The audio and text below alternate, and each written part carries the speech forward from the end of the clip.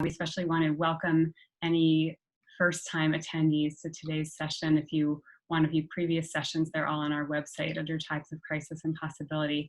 I just want to acknowledge also we've had a wonderful event. One of our people on our team has gone on maternity leave, so we've switched everything around. So I know some people didn't get the link and didn't find the sources. So, you know, sometimes someone leaves and you suddenly realize they had tricks up their sleeve that you didn't know about. Anyway, so I'm glad you're all on. I hope you all have the sources. Lynn has posted them in the chat. So I'm glad everyone is here. Just quick note about questions. So Professor Kalmanofsky, I'll introduce in a moment, will be pausing periodically for questions, and then we'll have Q&A at the end as well. And as usual, we're going to use the raise hand feature in Zoom. If you click on participants at the bottom, and then look for a little hand icon, that's how you raise your hand, and click it again to lower. If you're participating by phone, you raise your hand by dialing *9 and *9 again to lower your hand. Do remember to phrase your question as a question and keep it short in the interest of time. When it's your turn to ask a question, Tani Schwartz-Herman, who's newly overseeing this series, will call on you by name, and then you can go ahead and unmute yourself to ask a question. You should have received the sources in the email, and again, Lynn put them in the link. And without further ado, we're so pleased to have Dr. Amy Kalmanofsky, who is Blanche and Romie Shapiro Professor of Bible at JTS, as well as Dean of the Albert A. List College of Jewish Studies, as well as newly Dean of the Gershon Kekst Graduate School. And her session today is entitled Israel's Prophets as Innovators During Crisis. Professor Kalmanofsky is such a busy person at JTS in addition to her scholarship, so we're especially pleased that she's been able to be part of this series today. Professor Kalmanofsky, over to you. Okay, I just unmuted so people can hear me. You can shake your head. Yes. Well, it's wonderful to learn with you all on this very hot summer day coming from New York City. I'm assuming not everybody on this call is actually from New York City. So I hope wherever you are doing as well as can be at this moment and are as healthy as can be at this moment. This is obviously, you know, I feel like in some ways academics like to think a lot about language, and, you know, we're very careful with our words. And so it's sort of interesting to think about how we would describe the moment that we are currently living through. And let's hope it's through and not just in, which is part of what I want to talk about today. But I'm going to come back in a moment to thinking about the use because that's certainly a very interesting word to use.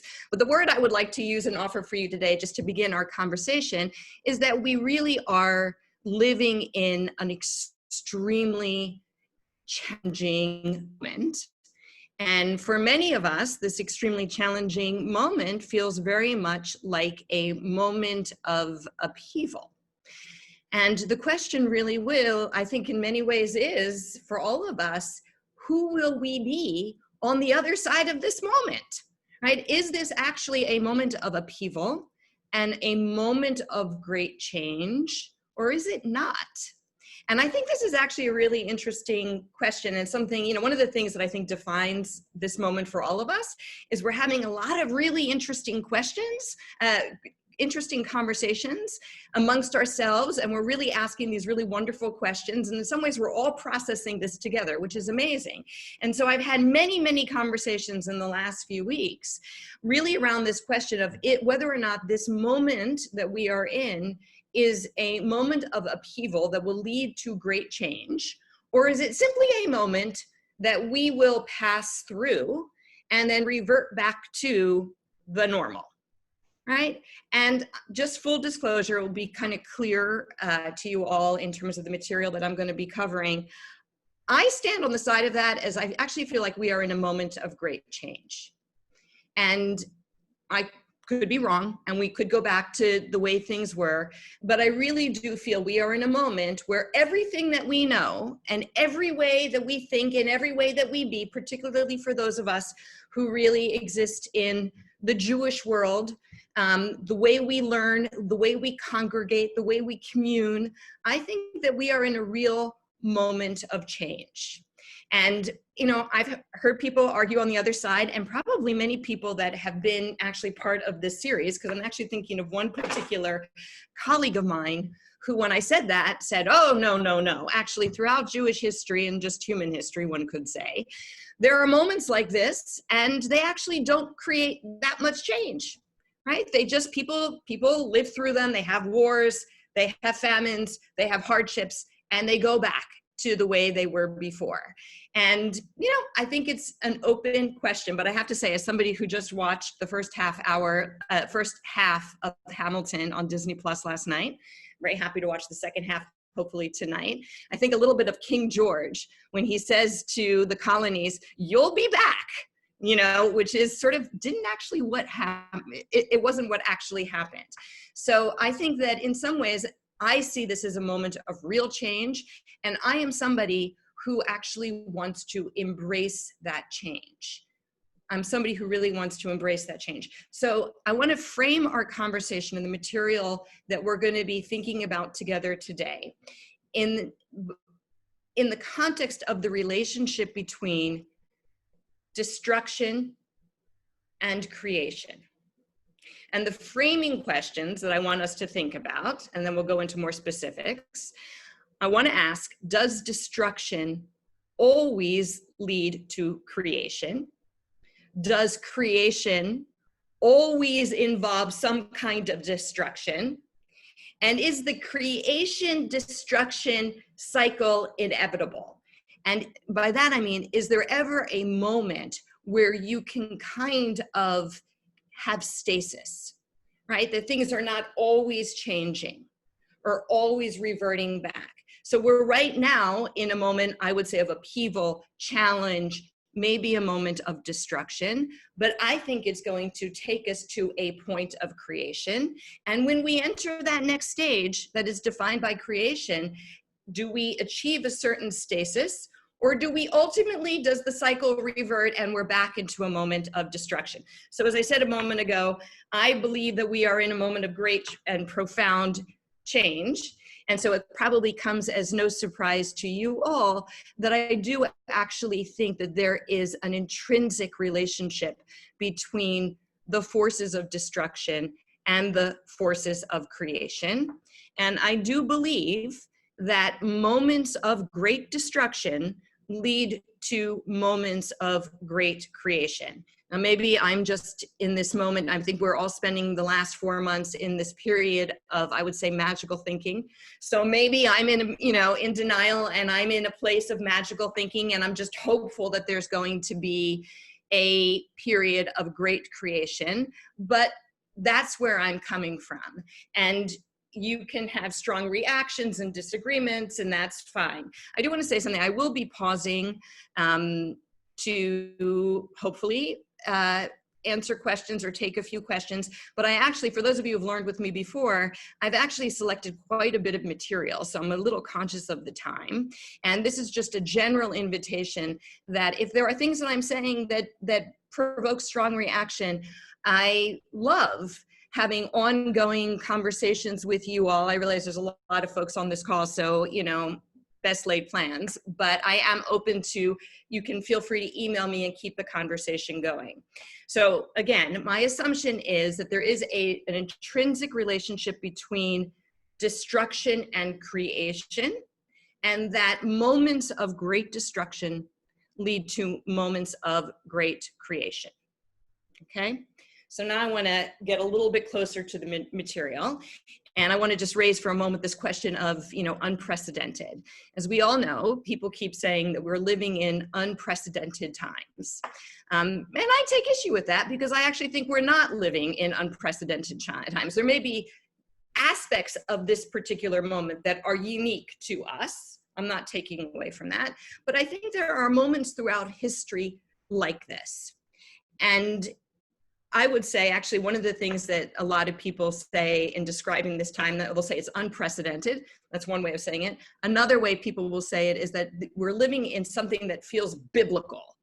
Like the kind of chaos, the kinds of challenges that we're facing here feels sort of like the challenges that are described in the Bible, in the Torah. So I think actually Rabbi Endelman said this, but among my titles, I'm actually a professor of Bible. So the fact that we're in a biblical time, it makes me feel very familiar with the time that we're in right now. And so I do take issue of it being unprecedented, because I think there are moments, certainly in the Bible, that we can compare to this particular moment. There's certainly plagues, and there's certainly moments of political uncertainty. So I want to say something about biblical history that I think I want us to bear in mind before we move into the material. So I'm sure people on this call know this, that through most of ancient Israel's history, Israel was really divided between two kingdoms. You had a northern kingdom and a southern kingdom. And there were two major events that happened in the course of ancient Israelite history that one could say were cataclysmic, right? Really challenging moments of upheaval, not unlike where we are today. And I would say the two moments, I mean, you could probably think there are other smaller moments, but the two great moments that really sort of shattered the ancient world was the fall of the Northern Kingdom in the year 722, and the north fell to the enemy that is Syria, sort of the first major superpower in the world, right? So the northern kingdom in the year 722 fell to Assyria. And then the second major event was the fall of the southern kingdom, which is probably one that is more familiar to you all, in the year 586, right? And the south fell to another great superpower in the ancient world, which is Babylon. And these two moments were cataclysmic moments. They were earth-shattering, sort of worldview-shattering moments for the people that lived through them, particularly for this small group of people that we know and love well called Israel. And the individuals, when I think about sort of characters in the Bible, when I think about the characters, when I think about the individuals who really witnessed these events and responded to these events, I think of one particular category of person. And I'm curious, I'm not going to, actually, I will pause for just, this is actually a one word, right? So if actually, Tanya, if you want to do this, if anyone wants to put into the chat, because I'd actually rather look at faces than chat. Excellent. I didn't even have to do it. I can see it. So Debbie says the prophets, right? When I think of the category of individuals that witnessed, and I mean this importantly, I think it's not just that they witnessed and relayed the destruction, but they responded to it. It is the prophets of Israel. And actually what I want to do today in a few moments is look at three of the most significant prophets in Israel who did this, who witnessed grand cataclysmic events of their time and responded to them, right? And I'm just to sort of, to me, these are the great innovators. And again, to sort of lead with where I want us to go, for me, these really are models for us today in some ways of how to respond to this reality. So it was the prophets who witnessed great destruction, who lived through these challenges and responded to these challenges. So the first thing I wanted us to also think about is, what makes a prophet a prophet? Right? And this is actually one of the most interesting questions. I love asking this question to my students, because I think the first reaction that when you ask anyone, what makes a prophet, they will often say, well, a prophet predicts the future, right? And I think there may be some truth to that. I do think that, you know, given what I'm saying, that I think what defines prophets are individuals who witness and respond. There is an element of intuition. When I think of what makes actually good leaders and good leadership in general, it is an element of intuition, right? They're able to read their reality and respond to their reality. And so that may, in fact, be a kind of an ability to predict the future. But I don't believe that what defines a prophet is that they can see into the future and know events that are about to happen, right? When we think of the prophets in the Bible, they often do seem to have that kind of sense of what's coming. But, you know, I am a Bible scholar. And so you have to say that a lot of, you know, what we see is sort of predicting the future are really books or evidence of books that have been edited over time. So you could say later editors knew events that happened and inserted them into the prophetic books. Right? So this kind of definition of what makes a prophet is an ability to see the future, I would say is incorrect. And I would just modify it someone saying, if you're going to go down that path, it's an ability to have some kind of intuition for events that are going to happen, right? Or could possibly happen. So not predicting the future. The simplest definition, and this is my own definition, of what makes a prophet, and I think this is actually, I think, a very simple and in some ways pure response. What makes a prophet are these are the individuals that say, Ko Amar Adonai, thus says God. Think about it. Right? I mean, that is an amazing statement. It is a statement that we hear all the time in the prophetic books, and we hear it so much that we don't even think about it. But just imagine what it would take for an individual to actually say, Ko Amar Adonai, thus says God. That is, and the word that I would use, again, being very careful with language, right? I don't like unprecedented, I prefer challenging, right? I would say the person that is able to say Ko Amar Adonai is a person with great audacity. It may also be a person with great intuition, right? I don't want to lose sight of that word, but it is certainly a person with great audacity. Somebody that is able to mediate or channel the divine word, somebody that has the audacity to speak for God. That is a remarkable thing. And so I would say on a very basic level, you could say that is what makes a prophet a prophet. I'm going to offer you, so I think there's truth to that, but I'm going to offer you a sort of broader definition, my own definition of who the prophets are. I see them as political, religious, and social critics. These are individuals that are experiencing their political and social and religious realities, right? They're witnessing it, they are experiencing it, and they then are refracting it through their understanding of what God expects from them, from other people like them, and for all of Israel, right? So they're actually holding, one could say, almost two perspectives simultaneously. They're really very much living in the world. They are responding to it. One could say they have an extreme political critique to offer. They certainly have a social critique and a religious critique to offer.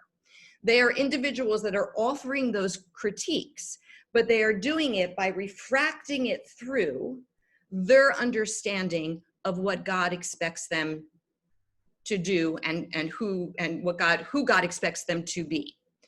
I want to say this as well, which is why I love the prophets. I'm actually a narrative person, so for those of you who have learned with me before, you probably know that.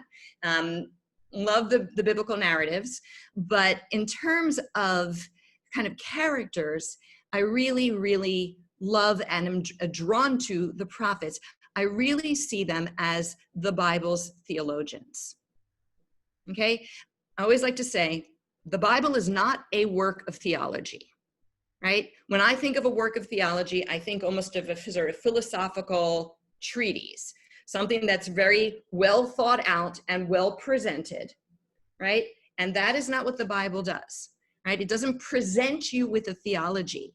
You have to kind of crack open its narratives. You have to crack open its laws in order to get the theology, to extract the theology. The closest you come to kind of theology in a way that we would understand it is actually in the prophets. Because again, they're refracting their political realities through a sense of what God wants and expects from them. So they are the Bible's theologians. And here's where it really does connect to our moment in time. I also believe that they are the most creative voices in the Torah because of how they are responding, because they are not just describing their reality, they're helping to create a new reality, right? And that makes them incredibly creative. The other thing it makes them, and this is actually what makes them incredibly interesting and still incredibly relevant, is I would say they are the Bible's theologians. I would say they are the most creative voices in the Torah. And I would also say they are the architects for Judaism, right? It's very important when you study Torah, when you study Bible, that you always have to kind of make a distinction between ancient Israelite religion and Judaism, right? The Torah is not an expression of Judaism. It becomes a foundational text for Judaism. But Judaism is really created by the rabbis. What am suggesting to you today is that I think the link between biblical religion and rabbinic religion is in fact the prophets. So they are the Bible's theologians. They are the most creative voices in the Torah. And I would argue they are the architects for Judaism, right? They are responding to the chaos and challenges of their moment theologically, and their theological response lays the groundwork for Judaism. That in a nutshell is what I'm arguing, all right? So I hope that's at least clear, right, for now. I don't want to actually, we could have a whole conversation on this alone, and I'm actually not going to open us up for questions right now because I think we would get sidetracked. They're visionaries, excellent. That's exactly what I'm saying. Instead, what I thought we would do is look at 3 of the major prophets and really think together about how innovative these figures are theologically. Right? And really think, and again, these are people responding to the chaos of their time in this kind of creative way. And they make enormous change, right? Change that we still feel today. So I want to look this afternoon, at 3 prophets, Jeremiah, Ezekiel, and Isaiah. And I want to begin with Jeremiah. So you guys have your packets of reading in front of you, I hope. You can shake your head. So Jeremiah is an amazing, of all the prophets, you're getting all my sort of straightforward Torah here. Jeremiah is my most favorite for all the reasons that I just said in the introduction. I think he's the best example of theological innovation. I think he is probably the most important architect, actually, of Judaism going forward. He's a uniquely interesting figure, and he lived or prophesized, at least according to the book itself, at a very particularly interesting moment in history. So I want to kind of begin with him. So his dates, and you can get the dates of the prophets and take them, always take dates in the Torah as, with somewhat of a grain of salt. But he's dated because he gives you at the beginning of his book the list of kings that he's associated with. He's dated from about the year 627 to essentially the fall of the Southern Kingdom in 586, right? So I'm not good at math. You can do the math. What does that make it? 45 years of being active. These are tremendous years to be alive, right? I often think about and always play this game. If you had to live at a certain time period in your life that you would see the most change, when would that period be? Right? Could you imagine being born in 1900, before you actually had, mass-produced cars and air travel, and leaving this world in the 80s and 90s in the age of technology and computers. That's enormous, right? That's an enormous amount of change. And Jeremiah, you could say, lived in that kind of radical world, because when he began being a prophet in the year 627, right? This is a time of actually, one could say, great growth and expansion of the southern kingdom under the ruler of Josiah, King Josiah, who was also a major figure in biblical history, who's known for centralizing political life and worship in Israel. So when Jeremiah begins his life as a prophet, he's living in, actually, one could say, quite a positive moment in Israel's history, a moment of, actually, one could say, if not even stability, but actually of growth and expansion, one could say of optimism and real change. So that's kind of amazing. But then the world shifts, and he lives through two major events. The world really shifts around the year 612 to 609, where you really see the fall of Assyria simultaneously with the rise of Babylon. Okay? And so Jeremiah is a witness to that change. And in fact, and this matters to his message, actually, he very much anticipates exile, and he offers quite an interesting message, which we're going to look at, to the people that wasn't taken so well, let's put it that way, by his own people. And his own people sent him into exile, actually not to Babylon, but to Egypt. And we sort of lose contact with him. So he begins his life in this moment of great expansion and security for Judah, for the southern kingdom, and ends his own life in exile. And he witnesses the fall of one of the greatest superpowers in the ancient world, and the rise of another great superpower. So that is what he witnesses. That is what he responds to. And what I want to do now is look at the way he offers sort of a theological innovation in response to those moments and to that reality. So the very first text you have comes from the early part of the book.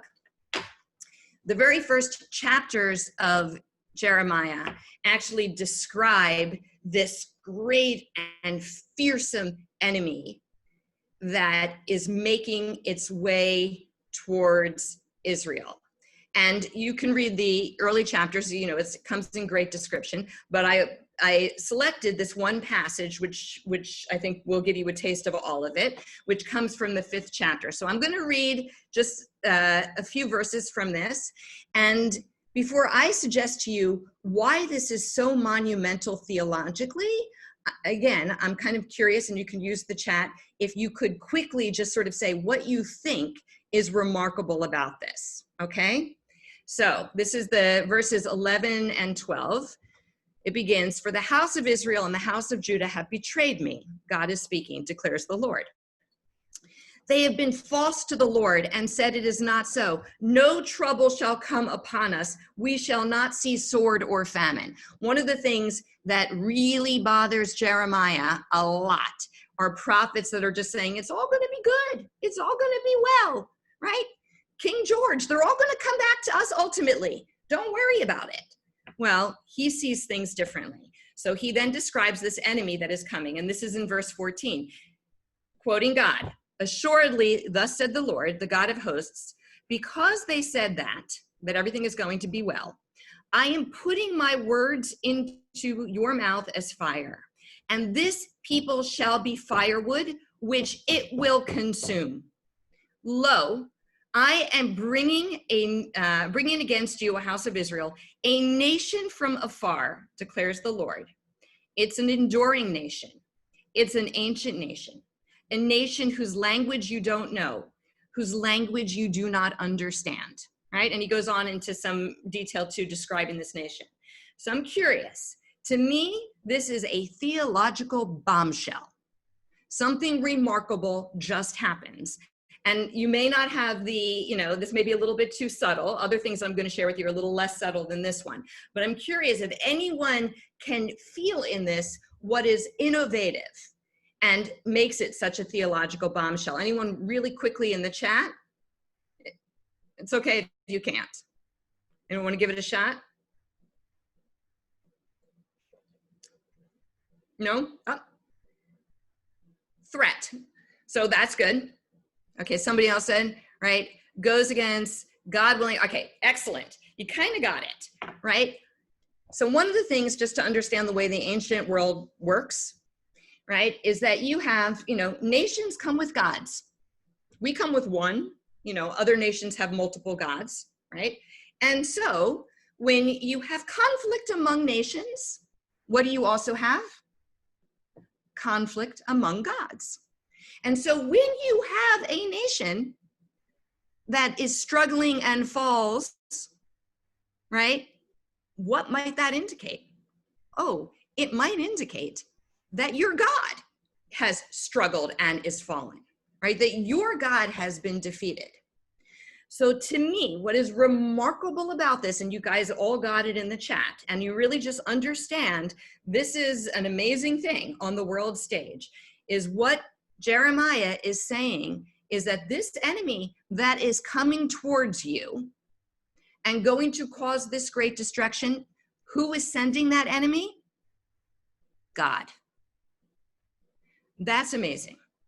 Okay? Now, this is just the next little passage that I put here. So one of the most interesting things, I actually worked on Jeremiah for my dissertation, so I know him quite well. One of the most interesting things about this book is that for the first 20 chapters, Jeremiah the prophet does not actually name the enemy. That's interesting. And actually, I wrote about this because to me, that actually the fact that the enemy is not named sort of, as somebody said, I think exaggerates the threat. It's scary.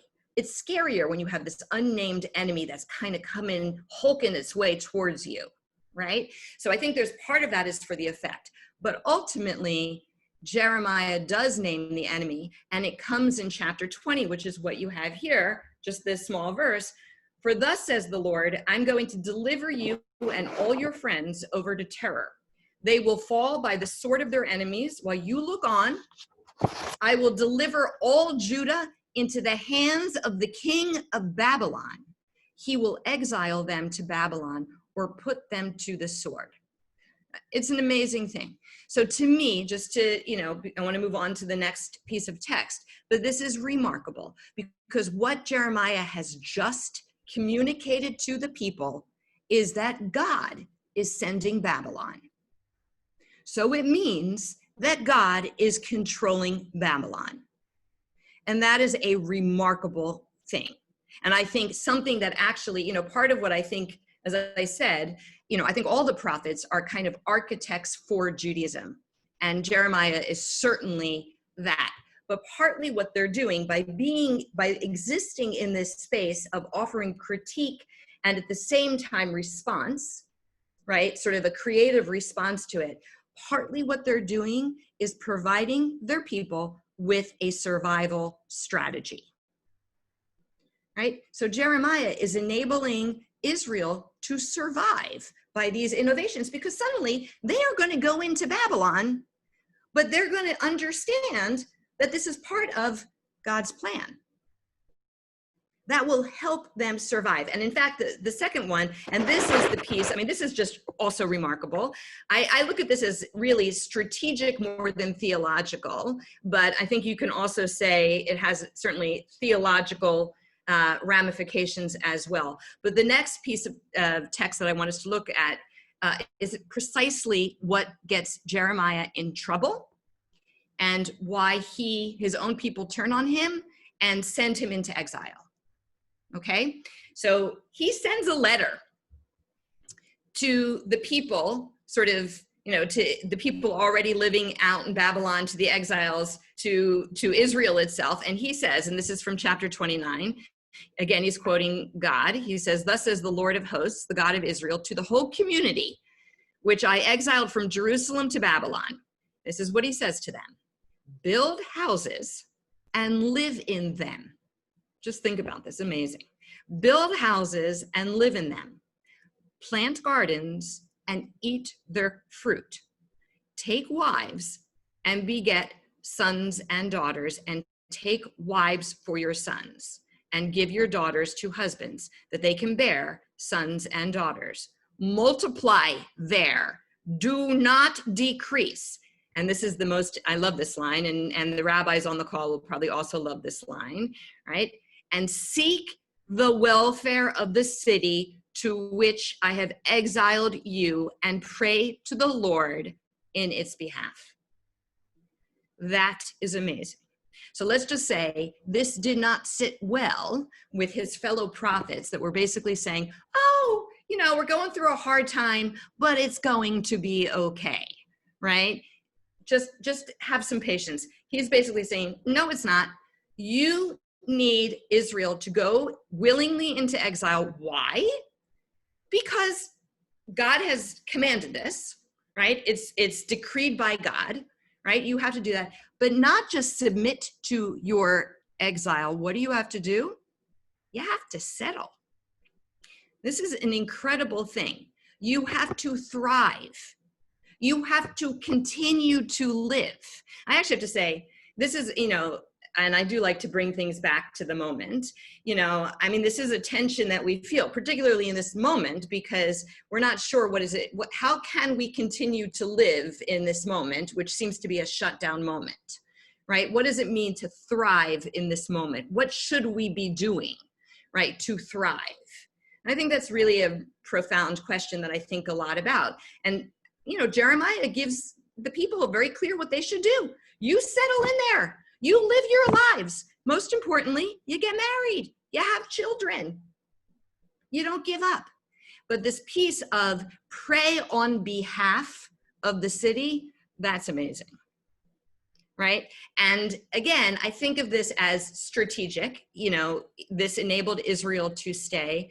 This I wouldn't say is necessarily theological. I mean, it still has the theology that we just talked about of, you know, God in control of everything.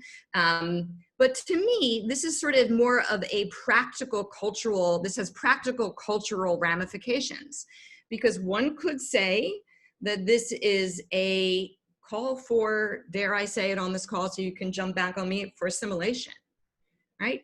You live in this diaspora, you live in this exile, you settle in, and you actually pray for the well-being of the place that you are in. It's kind of remarkable.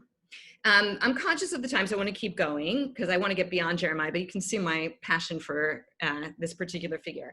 So the next, and we'll do this very quickly, the next two little pieces of text that I collected for you all, it's true with Jeremiah, but it's true about all the prophets. Again, what makes them very unique and creative figures. These are the figures that really add the emotional intensity into the Tanakh, right? I mean, for those of you who are familiar with biblical language and narrative and storytelling, it's not so, you know, rich in the emotional detail, which is kind of what makes it fun. But where you find emotions, right, where you find passion, is actually in the prophets, right? You get a lot of passion, and typically, and I'm actually was asked to write a paper on this, you know, typically when you think of the emotion that's most expressed in the prophets, you actually think of anger, right? That's the, you know, that's the emotion that's most typically expressed. But it's not just anger. And one could say that anger is also related to this other emotion, right, that I want to say, which is love. It's really the prophets, and I'm happy to discuss this further with you guys at another point, but it's really the prophets that introduce the language of emotion and the language of love, and really do describe a relationship between God and Israel that is emotional and intimate. And so why I said the connection between love and anger, which there is a connection, right? Plenty of people have noticed that. You know, I think that the anger that is expressed in the prophets really comes from a place of love, right? God loves Israel so much that when Israel does wrong by God, God feels deeply betrayed. And that's a remarkable thing. And that's what I have for you here. So if you look at the passage from this, chapter 2, Jeremiah reads, "O generation, behold the word of the Lord.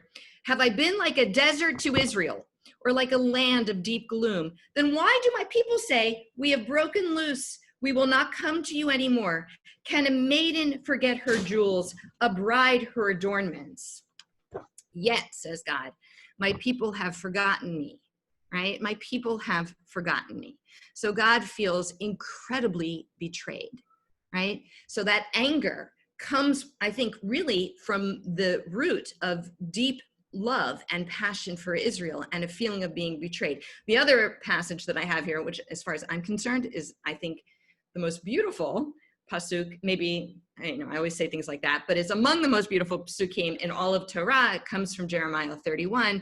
It's the Haftarah that we're going to read on second day of Rosh Hashanah, where God says, truly Ephraim is a dear son to me, a child that is played with. Whenever I have turned against Israel, my thoughts would dwell on him still. This is why my heart yearns for Israel, and I will receive Israel back in love, right? So to me, again, and this is, thinking through these prophets really as theologians and as architects. Right? These are the individuals that really see the relationship between Israel and God is an emotional connection, as being intimate. And I think that is very much, right, sort of has great impact on Judaism going forward. The last little piece, this actually has, if you were going to say, to me, it's the most innovative thing is introducing the language of emotion. But if you want to sort of just say, maybe from a more objective stance, what was significant, the next passage, one could say had enormous impact on not just Judaism, but on world religion. And it comes from Jeremiah chapter 31. It's actually in chapters 30 and 31 that the prophet really offers more hope for Israel. Most of prophecy is doom and gloom with relatively brief moments of hope and, sort of happiness and, whatever, rainbows and bluebirds chirping. But chapters 30 and 31 are very positive. And it's in this chapter that Jeremiah speaks about a future. So I'm just going to read this, and this needs no introduction. I'm going to just say these words and you can already see why this is innovative. Jeremiah says, "See, a time is coming, declares the Lord, when I will make a new covenant."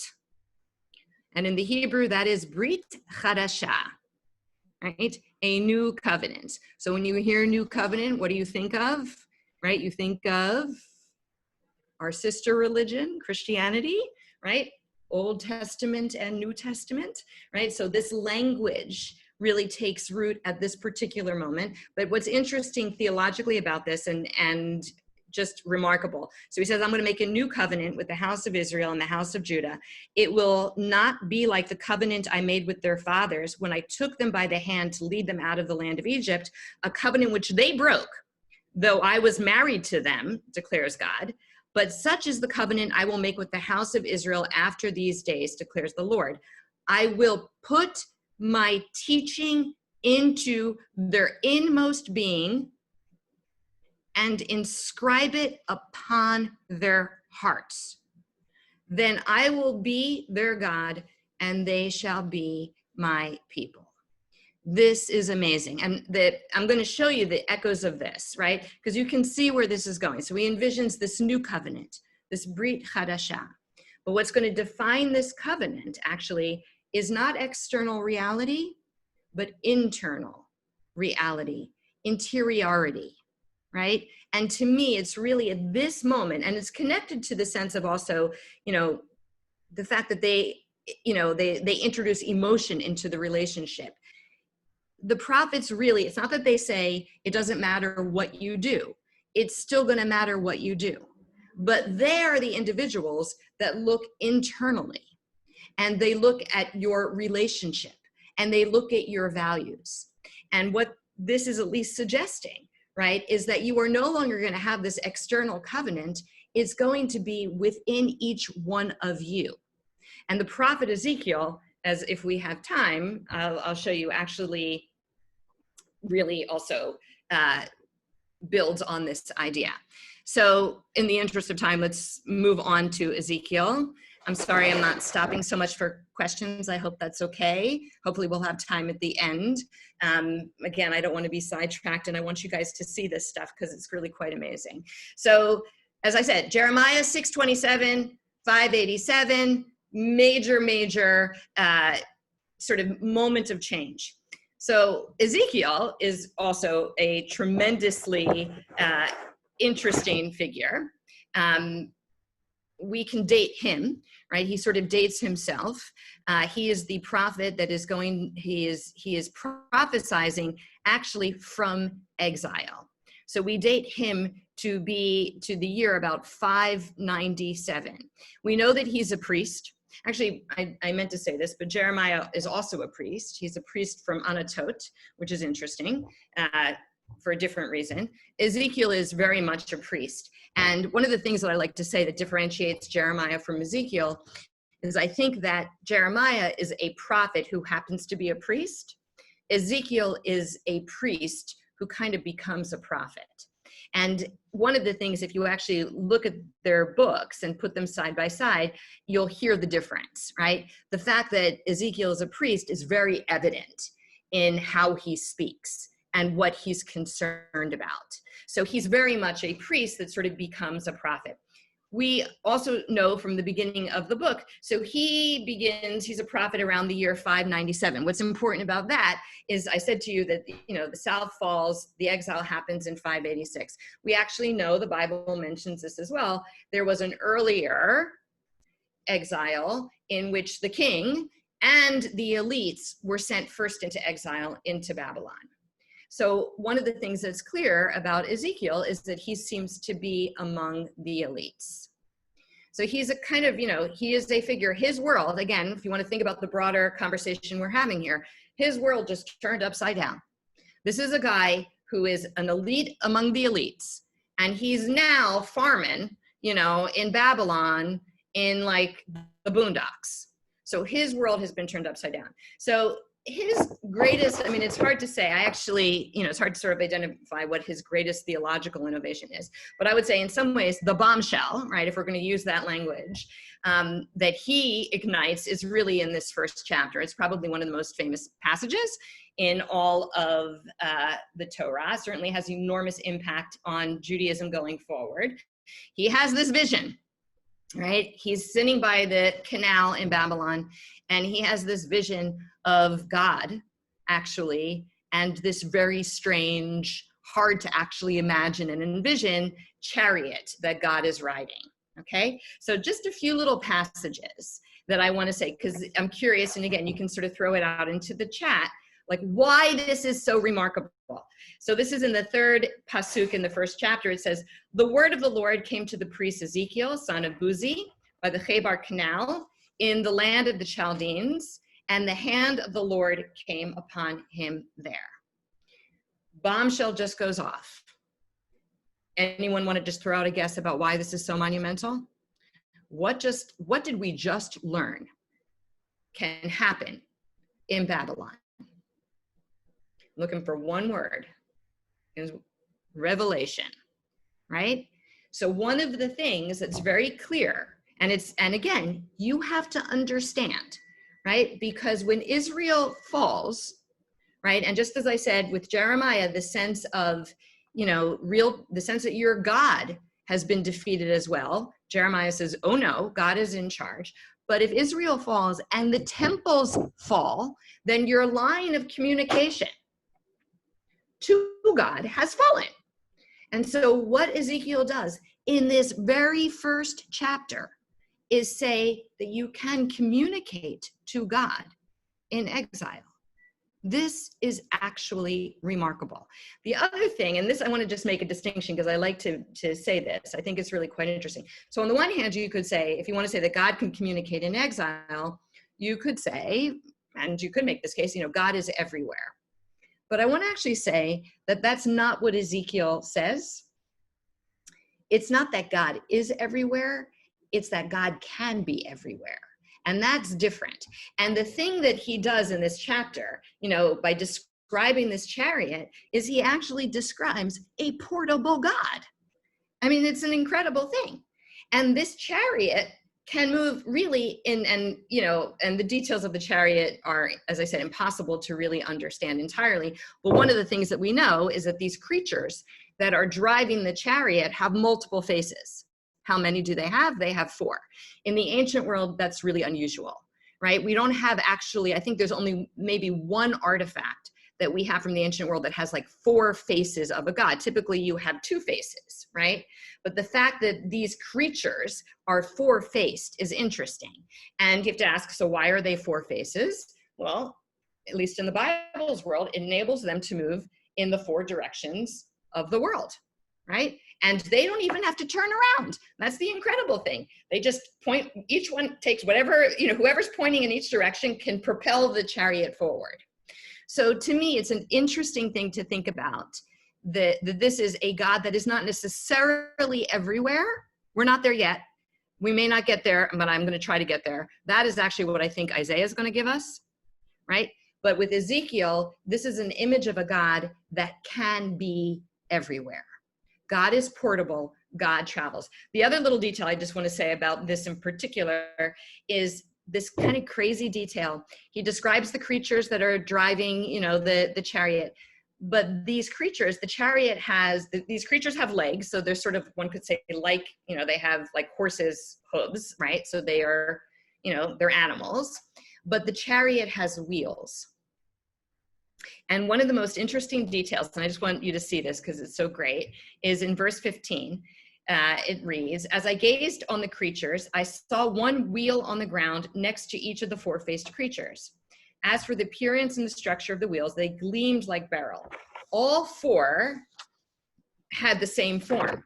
The appearance and structure of each was as of 2 wheels cutting through each other. And when they moved, each could move in the direction of any of its 4 quarters. They did not veer when they moved. In other words, it could go like this.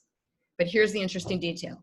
Their rims were tall and frightening, for the rims of all 4 were covered over with eyes. Okay? Gross. Just imagine that, So, but this is, to me, these kinds of details you can't ignore, right? Where is this coming from? What does it mean to have this image of this chariot with these wheels, right, that are covered with eyes? So I want to just suggest this to you all. This is, again, me and my suggestion, so you can take it for what it's worth. To me, this is an indicator that God is not just portable, that God can be anywhere, but that God can see anything, right? That there is no, in fact, hiding from God, right? And that's sort of communicated in this particular passage. The other Ezekiel, actually, I'm not going to do I'll just tell you what this one is. The other passages I selected, because I do want to look at the Isaiah passage because it's so remarkable. The passage I have from Ezekiel from chapter 3 is quite remarkable in its innovation. First of all, Ezekiel defines or redefines what it means to be a prophet. So when you look at this material on your own, you should think about that. And the other thing that he does, and he'll do this again later in the book, I think it's in chapter 18, but he also introduces the notion of individual responsibility, which is incredible, right? Because you could imagine, and certainly, in an ancient culture, we don't really have a sense of individualism the way that we understand individualism, right? It's much more communal. And one of the things that Ezekiel does is articulate a sense of individual responsibility. So if you are a prophet and you warn an evil person and that person doesn't heed your warning, that person is responsible, right? And you will not be held responsible. But if God orders the prophet to warn an individual and the prophet doesn't do that warning, then the prophet is held responsible, as is the individual. Right? It's kind of a remarkable thing. So I would say that you see this turn towards, as I said a moment ago with Jeremiah, sort of a turn towards interior, an interiority to religion. That's really incredibly important. I think connected to that is the sense of individualism, right? That each individual is responsible for their behavior.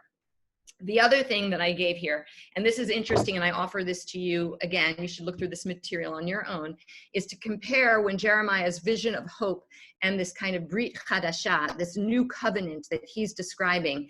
Ezekiel doesn't talk about a new covenant, which is interesting, but he does describe a new heart and a new spirit. And this is what I would say, this idea, which I'll read just very briefly, it's very short, Sukim, you can see how it builds off of Jeremiah. So he says in chapter 11, this, quoting God, I will give them one heart, and I will put a new spirit in them. And I will remove the heart of stone, this is beautiful, from their bodies, and give them a heart of flesh, that they may follow my laws and faithfully observe, what am I doing? Observe my rules, right? Then they shall be my people, and I will be their God. And then in the next passage, he also says, I will sprinkle clean, this is in verse 25, I will sprinkle clean water upon you. You shall be clean. I will cleanse you from your uncleanness and from all your fetishes. And I will give you a new heart, and I will put a new spirit into you. I will remove the heart of stone from your body and give you a heart of flesh. And I will put my spirit into you. Thus I will cause you to follow my laws and faithfully to observe my rules. So this is an interesting question, because, and I'm just going to leave you with this question to think about on your own. People have suggested, when you think about, you know, where this might lead, and as I said, Christianity and world religion, you know, are Jeremiah and Ezekiel moving away from a ritually based, law-based, rule-based religion to something that's more interior? And is there a sense with both of these prophets in this new phase of Israel's life, right? They're almost going to be programmed to do the right thing, which is a little scary for me. I personally, you know, want free will, and that means suffering, and that means doing bad things, and I don't want to be programmed to only do the right things. But there's something in what both Jeremiah and Ezekiel are describing that would suggest that in this new world, that Israel is going to be purified and no longer, in some ways, have free will, and will almost be programmed, right, to behave appropriately, to follow God's rules. That's interesting. So I offer that to you, something to think about. In the time that I have remaining, which isn't that much, and I would, you know, happy to open it up to questions if you have them. I want to just briefly talk about Isaiah. So now I'm going to sound like the Bible scholar. I don't know if people know this, but there are actually 2, if not 3 different Isaiahs that get kind of brought into one particular book. And we actually know this because it's clear that the first 40 chapters of the book of Isaiah take place really, you know, about 150 years before second Isaiah takes over in chapter 40. And really, you know, the first Isaiah is really focusing on the fall of the north, very much different period in Israel's history. And it is clear that when we start with chapter 40, and that's considered to be the beginning of second Isaiah, that this is an individual who is living in the moment of return, right? So Assyria rises to power, Assyria falls by Babylon, Babylon rises to power, along comes Persia, and Babylon falls. So around the year 539, you have the return to the land. And second Isaiah is really the individual, the theologian, right, using my language from earlier, who really helps the people sort of face this reality, adjust to it, and respond to it, and really is, I think, creative and innovative. He is very different. I mean, some of the most beautiful passages, I mean, as I said, the prophets are mostly doom and gloom with some hope thrown in there. Second Isaiah is actually wonderful because it's a much more positive prophet, and because good things are happening. But he is actually, what's interesting, so it's more positive, his context, but he is also an innovator, and he offers profound change. And here's where I really want us to think about it. The change that he is offering is really in response to having been in exile and now being able to return. So let's just look very briefly, and then I will have done everything that I set out to do, and then we can see if there's time for questions. So the first words of second Isaiah are in chapter 40, right, where he sings out, "Comfort, O comfort my people," famous Pasuk, right, "Nachamu, Nachamu Ami." Comfort, comfort my people, says your God. Speak tenderly to Jerusalem and declare to her that her term of service is over, that her iniquity is expiated, for she has received at the hand of the Lord double for her sins. A voice rings out, clear in the desert a road for the Lord, level in the wilderness a highway for our God. Let every valley be raised, every hill and mount made low, right? And then the presence of the Lord is going to travel on this highway. We don't have the time for this, but let me just say what's remarkable is what he's envisioning here is a second Exodus, right? He uses the word midbar. So what he's actually describing is the Exodus out of Babylon, right? So he's using ancient motifs, right, to address the current situation. But here's the most innovative thing. He thinks of this as, so Israel's gonna come, experience the second exile, once again, go through the wilderness, but they're gonna be traveling on a Mesilah, which is a highway, right? There's gonna be a highway. So one of the things, just a little thing to know, that in Babylonian cities, they would have highways going down the center of the cities that during holidays, festivities, they would parade the gods down these highways. So how amazing is that, right? So he's basically saying, you're going to have an Exodus again, just as you did in your ancient history, Israel, but it's going to look a lot like how they would celebrate holidays and present the gods when they were in exile. It's kind of amazing, right? So he really is somebody who lived in that time and is responding to it and changing, right? Making these incredible religious changes. So the two things, and this will be truly, I would say, one could say the most important things that he does is introduce into the Tanakh two connected features, right? He really is the prophet that sort of really introduces a universalism, right? Which we're going to see in a moment. And that's related to a monotheism, right? Now, this might disturb some of you, so forgive me if it does. But, the question of how monotheistic were our ancient ancestors is a real question, right? And monotheism is something that, one certainly, they do become that. And is at what point can we say that there is a kind of real monotheistic, pure monotheism that's being expressed? And I would say that comes with second Isaiah. And it's very much connected to the universalism. And I'm going to try now to bring everything full circle by reading these passages, because I think it's also very connected to Jeremiah basically saying, who's controlling Babylon? It's God, right? I think you can see the continuum. So these are among the most famous passages. So let's just look at them briefly. They're familiar to many of you. Chapter 42, this is one of the famous servant passages. It reads, "This is my servant whom I uphold, my chosen one in whom I delight. I have put my spirit upon him. He shall teach the true way to the nations." It's second Isaiah, that's Or LaGoyim, right? Light unto the nations. Universalism. Israel's not just speaking to itself. It has a broader role to play. That's interesting. Verse 15 in that same passage. "Thus says God the Lord, who created heavens and stretched them out, who spread out the earth and what it brings forth, who gave breath to the people upon it and life to those who walk thereon.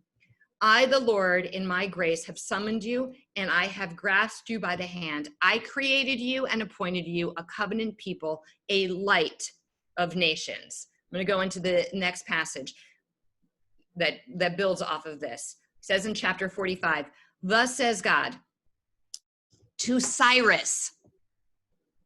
Cyrus is the Persian king. Stop a minute, understand. Thus says God to Cyrus. Okay? God is speaking to this foreign king, right? So he says, his anointed one, nonetheless, is what he calls him, whose right hand he has grasped, treading down nations before him, ungirding the loins of kings, opening doors before him, and letting no gate stay shut. I will march before you and level the hills that loom up. I will shatter doors of bronze and cut down iron bars. I will give you treasures concealed in the dark and secret hoards, so that you may know that it is I, the Lord, the God of Israel, who call you by name. He's addressing Cyrus. He's going to say, I'm going to make all these good things happen to you, so you know that I am God. Scooching down to verse 5. I am the Lord, and there is none else beside me, and there is no God. I am alone. I engird you, though you have not known me, so that they may know from east to west that there is none but me. None but me. I am the Lord, there is none else. I form light and create darkness. I make weal and create woe. I, the Lord, do all those things. That is, and to me, I want you to see both the universalism and the monotheism. And I want you to see that it very much connects to what we saw, from Jeremiah many years earlier, right? God is in control of all, right? God was controlling the enemy, and now God is controlling this other foreign king. Everybody is under God's power, but what Isaiah says very clearly and very strongly is that there is no other God but me. I stand alone. So that's my, I'm sorry I didn't open it up to questions. That's what I wanted to share with you all today. I mean, I hope you can see these figures for really the great theological innovations that they really did offer.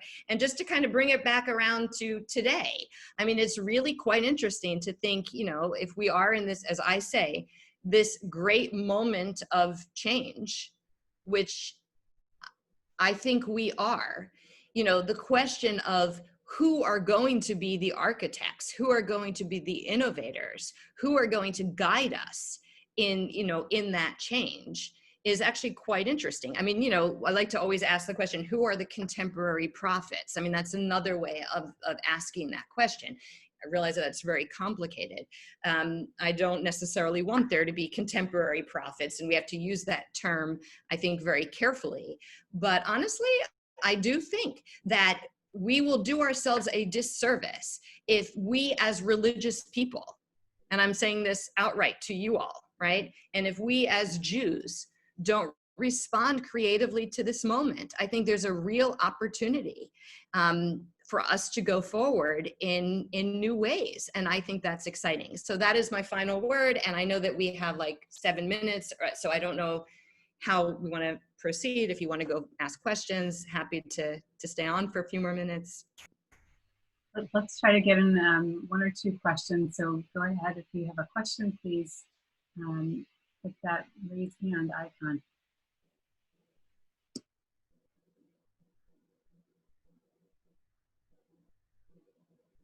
Hey, George.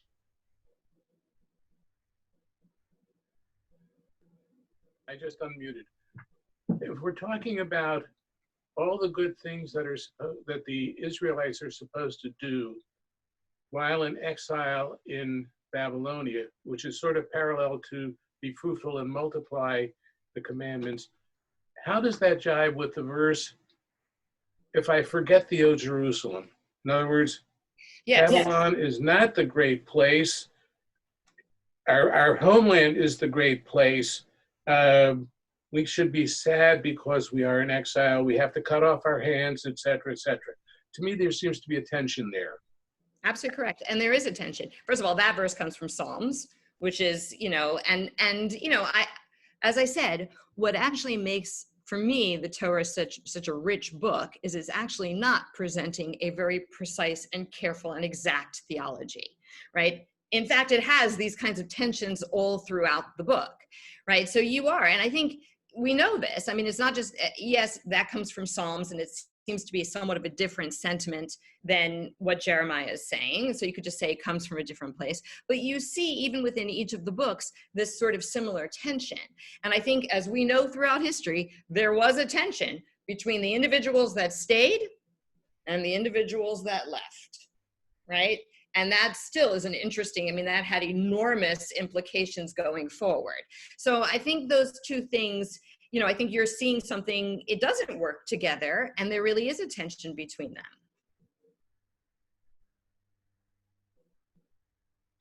Paul? So the fact that logically all of what Ezekiel and Isaiah said actually occurred in that time period means that anything that like Micah and I think Malachi was like right before like the beast switch. Everything that Micah and Malachi pretty much said is logically it will occur, but we also have a say, a part in it actually occurring. So what sort of, I mean, look, I would say, I mean, that's what I sort of said at the beginning. First of all, these books are edited over time. So there's a certain sense you could say later voices come along and know what happened, right? So there's a certain sense where, you know, the kind of certainty that people are, you know, the sort of knowing what's about to happen comes from a later hand. But what I think you're saying, and I actually think this is really quite interesting. You know, when I said the possible ramifications of this new covenant and new heart and new spirit is that you're going to have a generation of people that are programmed to do the right thing, right? I don't like that.